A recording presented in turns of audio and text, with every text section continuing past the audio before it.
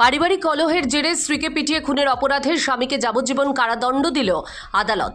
সোমবার খোয়াই জেলা ও দায়রা আদালতের বিচারপতি মানবেন্দ্র দেববর্মা এই ঐতিহাসিক রায় ঘোষণা করেন।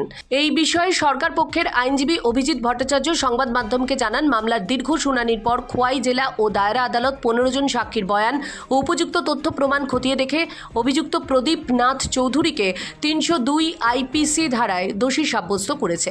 যাবজ্জীবন কারাদণ্ডের পাশাপাশি আদালত অভিযুক্তকে 10,000 টাকা জরিমানা এবং অনাদায়ে আরও 6 মাসের সশ্রম কারাদণ্ডের নির্দেশ দিয়েছে।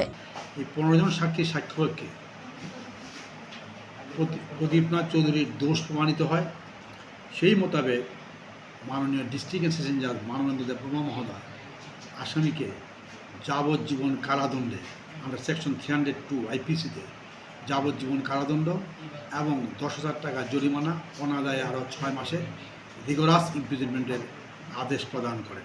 মামলার বিবরণে জানা গেছে, 2026 সালের 5 এপ্রিল গভীর রাতে কল্যাণপুরের বাসিন্দা প্রদীপ নাথ চৌধুরী কাঠের তক্তা দিয়ে স্ত্রী প্রতিমা নাথকে নৃশংসভাবে আঘাত করে। গুরুতর রক্তাক্ত অবস্থায় প্রতিমাকে উদ্ধার করে প্রথমে খোয়াই ও পরে আগরতলা জিবি হাসপাতালে স্থানান্তরের সিদ্ধান্ত নেওয়া হয়। তবে হাসপাতালে নিয়ে যাওয়ার পথেই অতিরিক্ত রক্তক্ষরণের কারণে প্রতিমা শেষ নিঃশ্বাস ত্যাগ করেন।